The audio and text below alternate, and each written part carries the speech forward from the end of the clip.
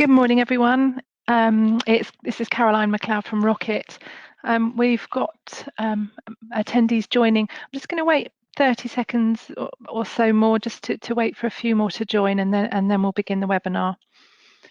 If there's any issues with sound, you're all on mute. If you can raise any questions via the question tab, you've got a little orange box with an arrow. If there's any queries over the quality of sound, then please send them through.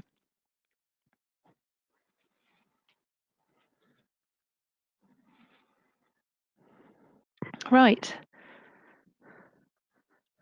I will begin.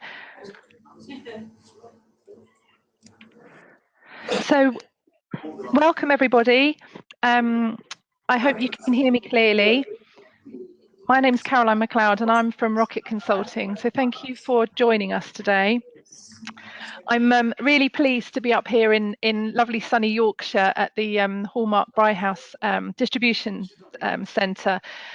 So today we'll be highlighting the journey Hallmark UK, one of the country's leading gift card retailers, has been on with SAP EWM. We'll be live for the next 45 minutes. So for around 30 minutes, you'll hear more about the Hallmark journey. After that, we'll have time for Q&As. If you can send your questions in via the dashboard, that'll be great, and we can answer those at the end. So just a little bit of background for you, why we've decided to bring today's webinar to you. We speak to many organisations that are currently running SAP EWM or legacy warehouse management systems, and they're often in the process of trying to understand any potential fit of SAP EWM, or maybe how to enhance their current platform, and trying to gauge if SAP EWM is functionally and financially viable for their business. So we thought the way that we would address this challenge we're seeing with our customers is to bring a real customer story to you. Rocket supported Hallmark through their warehouse management selection process back in 2010, which the outcome of which was SAP EWM.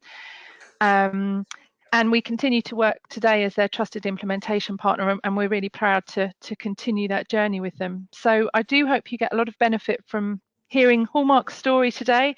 It's a great journey of how the very first customer to go live with SAP EWM in the UK back in 2011 have really been able to evolve their business.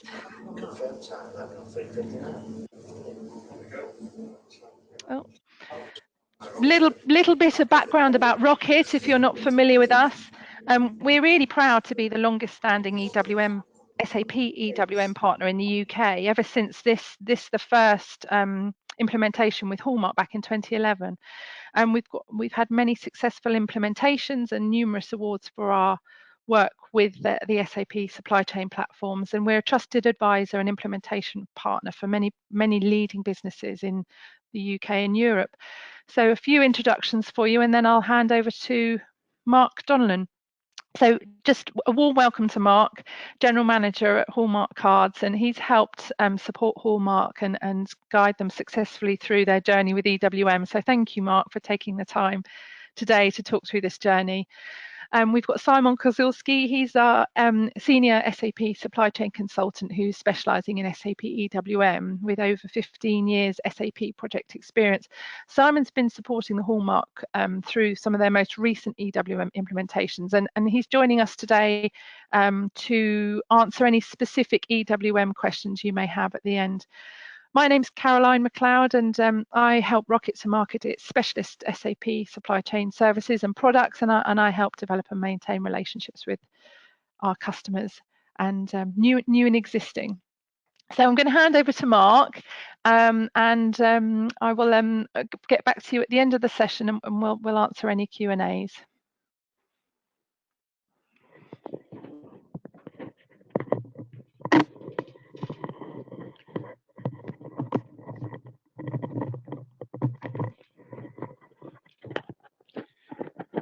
Thank you, Caroline. I hope you can all hear me clearly. So I'm Mark Donlan, General Manager for Hallmark at Brighouse. We've been in with SAP EWM from the beginning, and we're still going strong. So I wanted today just to run through some of our history with SAP and our SAP selection. So what we will talk about today is how and why Hallmark selected SAP, what we judge to be some of the key success factors, particularly around warehouse definition, EWM flexibility, and managing that flexibility. We've got a slide on our overview of the benefits, and then we'll wrap up with some key points and some questions at the end. So hopefully I'll talk for about 30 minutes, and we'll just hopefully we can get everything across in that time. So a few quick facts about Hallmark. Hallmark Cards PLC is in a sector of retail distribution, primarily cards, but also the accessories that go with cards, roll wrap, crackers, bows, tags, anything you can think of that's to do with the card industry. We're a leading greeting card retail business. The distribution centre here at Brighouse carries greeting cards, gift wrap, and other personal expression products. So we previously did have a warehouse management system, which we were struggling to cope with the various demands that we were experiencing as the business grew, and needed to change some of our EWM processes to take that on board. We spent some time looking at the various options available, and ended up with an EWM solution. In terms of the project and its go live facts, just a very brief history. We went live in June 2011. The types of inbound putaways at that time, we were doing 1,000 a day. You can see the key stats of what we're actually doing there. We are a picking warehouse as well as a bulk warehouse. At that time, we were doing about 5,500 picking tasks a day. And we would typically have 100 users, although in recent times that's gone up to 200 plus, depending on how busy we are. The number of storage bins that this warehouse carries is in the 60,000 mark, and that's a combination of storage and picking. And we use a number of staging lanes to move product through the various processes. When we started off, we were a 2-shift operation. We are currently a 3-shift operation, and we're doing that all year, whereas we used to do it just at peak. In terms of MHE, we use a full range of MHE, cherry picker, man up. We use combi fork trucks, reach trucks, and pallet pedestrian trucks. We also do some trolley picking on foot.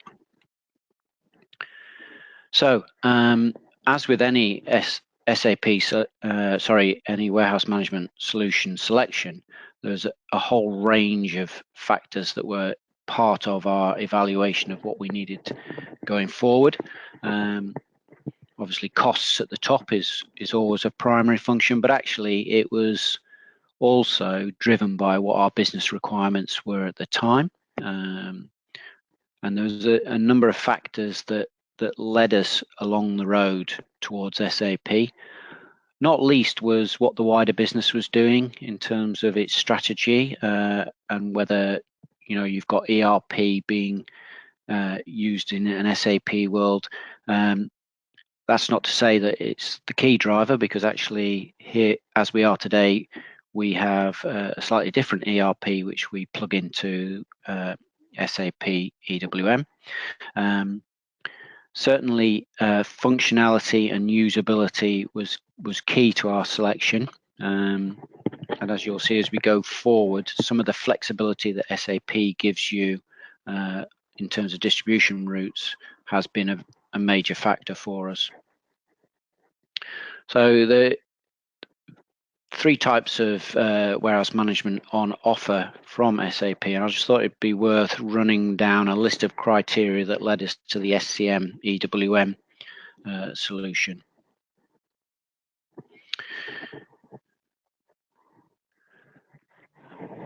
This slide sort of talks about the SAP roadmap that we had, and whether we could have used all of the solutions on a basic solution, which pretty much got a tick in the box. We have a number of businesses that we deal with. In terms of customers that we deal with on this site, we've probably got 50 plus, ranging from major supermarkets down to independent retailers, and in fact a whole range of businesses will take product from us, which leads us to a number of avenues of getting stock to them, whether it's a direct to store pick, whether it's a bulk pick, whether it's an e-com pick, or whether in fact it's a transfer to a sister warehouse. So all of those we class as different routes within different businesses. And as you can imagine, some of those customers have some very specific processes and some very specific data requirements in terms of what we tell them we're sending them and when. In terms of the SCM, we have a secondary ops avenue, which allows us to put value-added services into the processes. So we actually stage part of the processes in and out of the distribution routes, which lets us do things like reprice, relabel, rework. We also take feeds from multiple ERP processes within our own business, and links in with other customers. There's a labor management facility. In terms of operational reporting, the flexibility you can get from an EWM SAP solution means that you can tailor your reports and develop reports that give you some really key information in terms of what you want to report on. We've tried to make our solution have as many RF applications as possible in terms of being able to see where the process is at and where the product's at and where we're up to.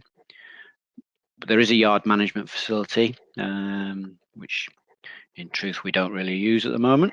And I think in terms of where's SAP going with its WMS strategy, you want to know that actually what you're getting is going to last and will develop with you and continue to develop with the marketplace. We've seen through our history with SAP in the last few years that we've been able to enhance some of our processes and take even more distribution routes on board.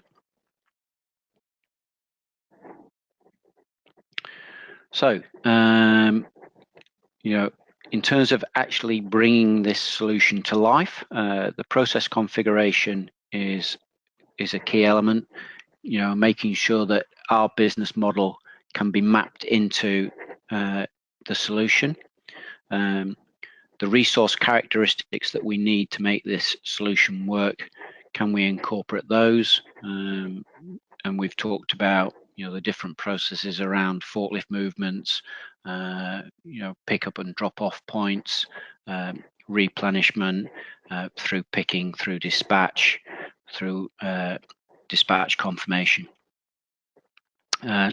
This is not a small facility by any means, at 300,000 square feet, and has some quirks along the way in terms of its layout.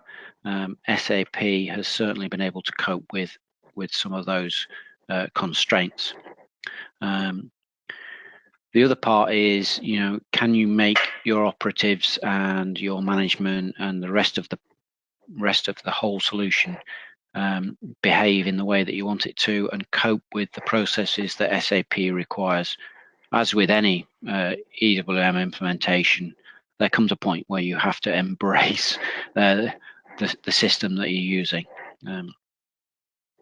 So just to recap, process configuration to start off with, making sure you've got your resource characteristics in line, and what about your warehouse layout, and does it actually fit the model that you're trying to use?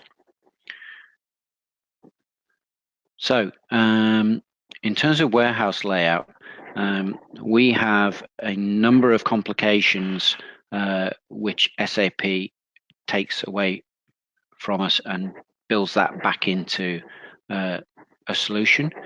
So if you can imagine different types of bins, we have different types of sections, and we have different types of storage. So we're using a number of fields to tell the system what the bins are and what the layout constraints are. That's talking about bins. What we're not talking about here is we've also got picking location types which do something similar. So in terms of the data requirements that we put into this, we had 600,000 bits of data elements that went into this solution. In terms of a layout, Rocket actually mapped the layout into a virtual system so that we could actually see what it was we were telling the system and where it sat.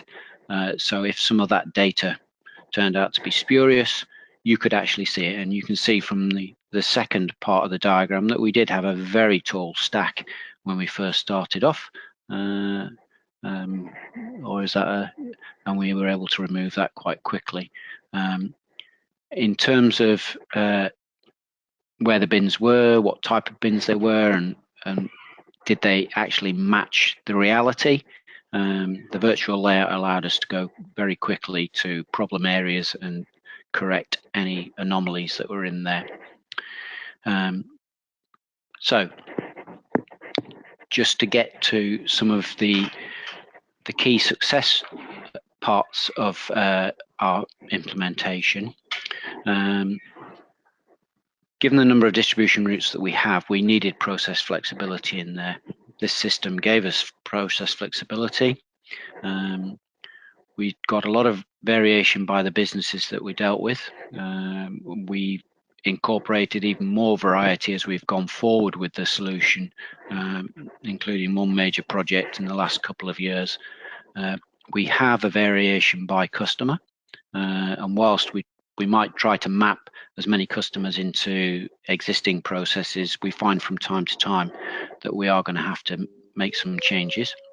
The key flexibility that exists within this SAP solution is that you've got variation by storage area and storage type. So there is some technical flexibility available, and we have made full use of that in terms of making sure that we've got an ERP solution that matches the rest of our business, and it's possible to extend that even further if we so needed to.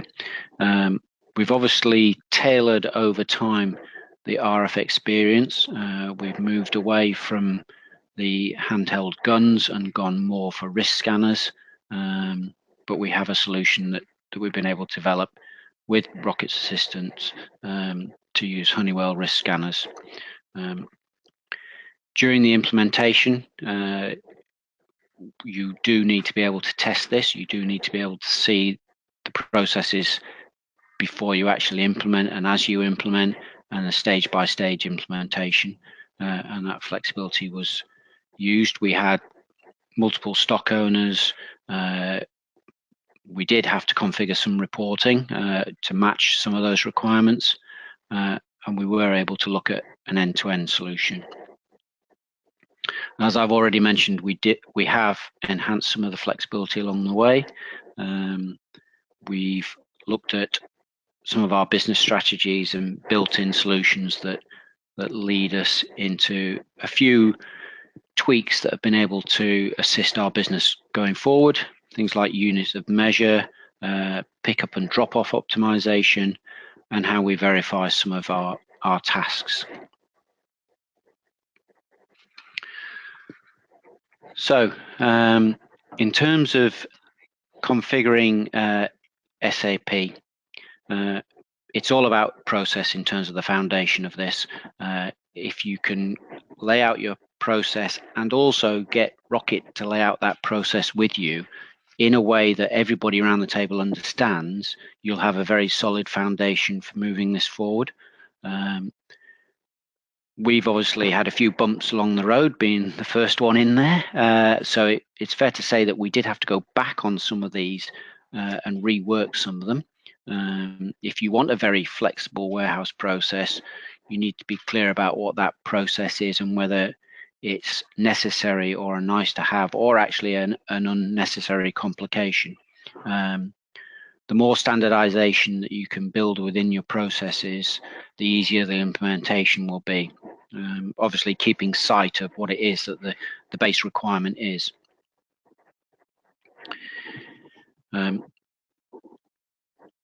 In terms of the amount of ad hoc processes that you then need to build in on top of the standard EWM, in point of fact, if you're having to write lots of add-ons, there's probably a weakness in terms of either the process or the solution. We've tended to steer away from doing baddies, as the anachronism's called. So they are very limited. We haven't done very many of them. As time goes on, we find that actually there is probably an SAP way of doing it without having to write a baddie. So we've probably got about 20 plus baddies in place. The ones that are in place, though, most of those don't need much coding, and they tend to be a tweak rather than a rewrite. Often around things like verification of a customer need, or a slight process that's slightly different. So there's not a lot of bespoke development in this. In terms of, yes, we've got some add-ons, and yes, we have had some patches through the development stages, but actually we're looking to use the base solution as much as possible, because the flexibility already exists. So in that flexibility, it's fair to say that there's a lot of policing that needs to go on. And it's about making sure that you've got your process steps mapped out quite clearly. What we found is that we had some duplication in terms of some of those process steps, and just needed to rethink very clearly about what the processes were that we were trying to map through the solution. That it will allow, and does allow, customer specific handling. And with the storage flexibility that you've got and the parameters that you can build in, you have quite a complex ability to map various different things in different ways. So in terms of making sure that you have a good project, this is said with a large amount of 20/20 hindsight, so I don't wish to overlay it too much. We learned through some painful experience to get to this view. The blueprint and a clear understanding of the blueprint will always give you the best way of taking this forward. If you can keep that tight and practical, you will benefit as you go through the process. When it comes to the realization of that, you need to bear the blueprint in mind and keep going back to it and keep checking. During the realization phase, particularly if it's a new implementation, your own team will pick up a lot of knowledge through the process. And this is vital to making sure that you can get a successful implementation. So we talk about 2010 and implementation halfway through 2011. There was a lot of work that needed to be done to make sure that we gained the right level of understanding about what we were actually getting. Obviously, the best way of doing that is to make sure you've got your documentation up to date and keep going back to it and keep testing that data as you go forward. Testing.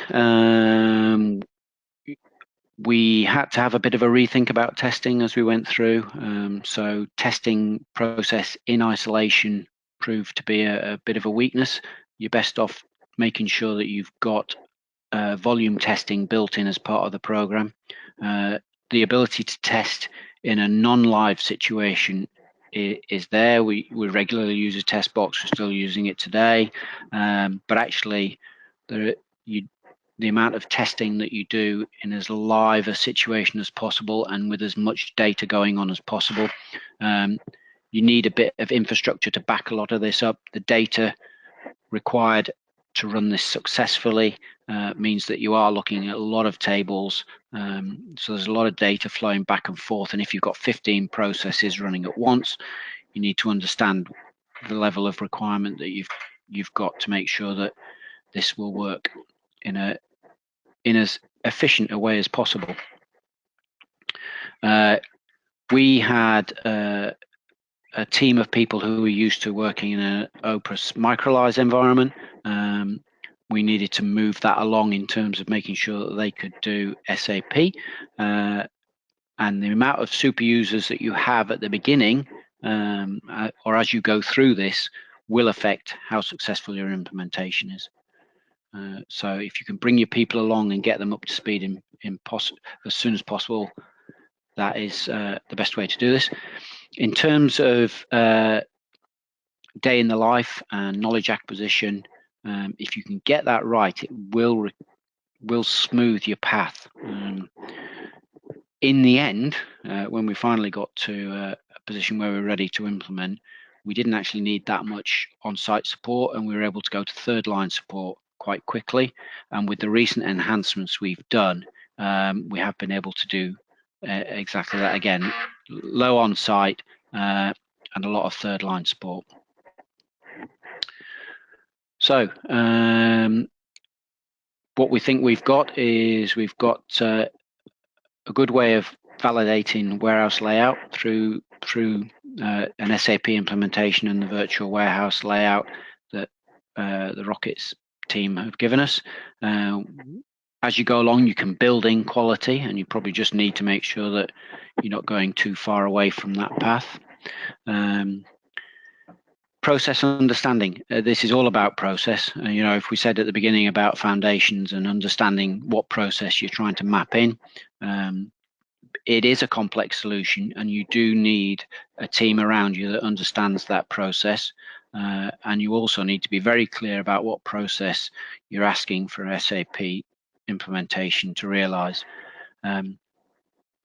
It is possible to optimize and continuously improve through this system.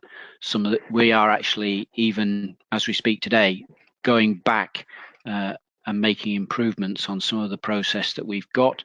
And some of that's born out of the realization that some of the solution that we have asked for could be better done in a more SAP-friendly environment than we've asked for.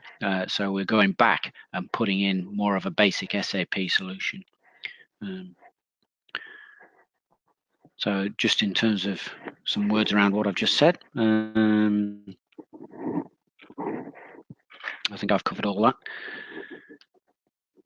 So where we are today, in terms of what we need from our SAP solution and what the business at Hallmark needs, we are seeing a move away from wholesale to retail, with a lot more specific solutions required as we go through that. We are starting to do more direct deliveries to store, more direct deliveries to customers. We're expecting that our number of delivery channels will increase, and in fact we are putting in solutions for lots of our customers that are international based, need a lot more secondary ops in there, so a little bit of diverts off the main process and back in again, and we are doing that using SAP. So in terms of, as we move forward through this story, we're taking out as many manual routes as we can to make sure it's covered by our EWM. And of course, we can't talk about what's going on without mentioning e-commerce. So we are being asked to do a lot of little and often moves now, which is a trend as we go forward. So in the last few years, and as we speak, we are looking at new processes for picking.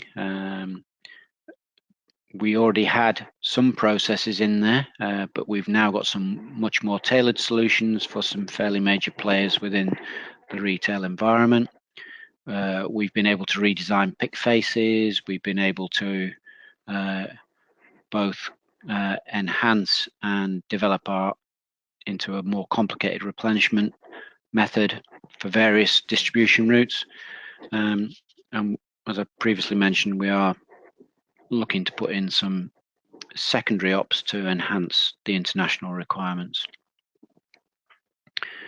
In terms of both the variability of the SAP solution and the complexity it does offer, it does mean that you can map through a variety of distribution methods. So the solutions there, sometimes you just have to find it. So in terms of what that's meant for us, in terms of our actual benefits, in terms of operating efficiency, as a broad number, you know, even in the early days, we saw a 15% uplift in terms of our operating efficiency, and a similar improvement in our resource utilization. In terms of some of our productivity and pick rates, it was quite typical for us to see, you know, 20+% improvement in pick rates. You know, we do sort of talk about, at the time we saw a 26% uplift, but it's again about what was the base of that percentage. So, but you can, in terms of both the monitoring and actually the visibility of your tasks and the progress of those tasks, you can see those sorts of uplifts in terms of what we achieved. So there's a nice quote from John, who was the supply chain director at the time. And in terms of, just to give a vote of thanks to Rocket at the time, there was a lot of effort, and particularly as we were sort of first in there, you know, there's a huge commitment from Rocket to make this happen, and we've still seen that commitment as we've moved forward.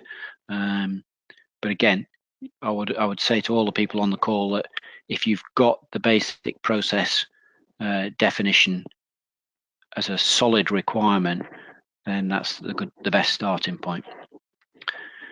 So in what I hope you're going to take away from today is that you know, there are some key points before you get too far down this road. It's about understanding your business case and make an informed as possible choice. And as we saw earlier in the presentation, you know, there's 5 or 6 key decision streams that all need to be brought to bear on this, not least, you know, what's it going to cost to do this. If your warehouse definition is poor, your implementation process will be arduous and troublesome. And whereas, you know, we can say hand on heart we didn't get it perfect the first time round, the better you can make that element of it, and the better you can define your processes and what your actual requirements are, the easier the road's going to be. The flexibility and the complexity of what you're doing, I don't think we could have done this without coming to a point where we needed to say we're going to go wholeheartedly into the SAP world and embrace both the flexibility and the processes that we've mapped through, and make sure that your users are prepared to do that, and that, you know, it's not straightforward making people change from one environment to another. And the more time you invest in training to make sure that they do understand as much as possible about what they're doing, will also lead you to a successful implementation. As you go through this process, and with any, you know, any implementation and contractors that you use, as a owner of the operation, you need to keep control of that design, so that you understand what it is you've asked for and what it is you're getting, and make sure that you've got a robust and quality solution throughout the project phases. I think it's easier said than done, and making sure that your own team are fully engaged and very close to Rocket and vice versa in terms of, you know, whether it's Rocket or anybody else that's implementing across the various aspects of the project. You know, it is about keeping a handle on that design and quality.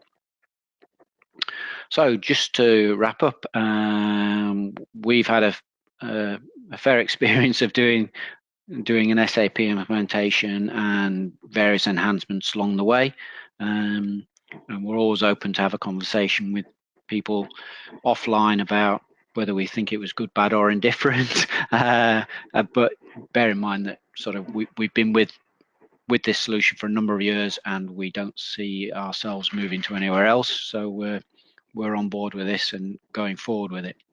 Thank you very much for your time today, and I'm going to hand back to Caroline. Thank you for listening.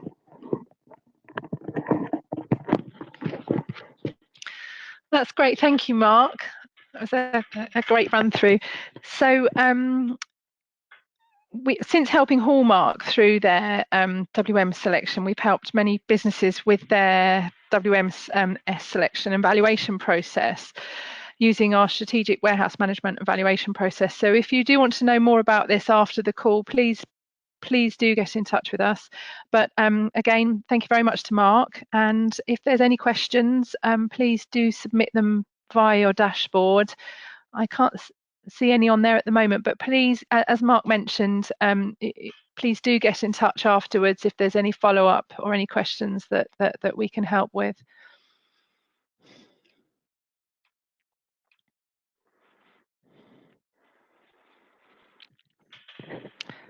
No, I can't see any questions coming through. They will be, the recording will be available, which we'll send out. So thank you very much for attending today. There is a short survey at the end. If you do have time to complete, that would be fantastic.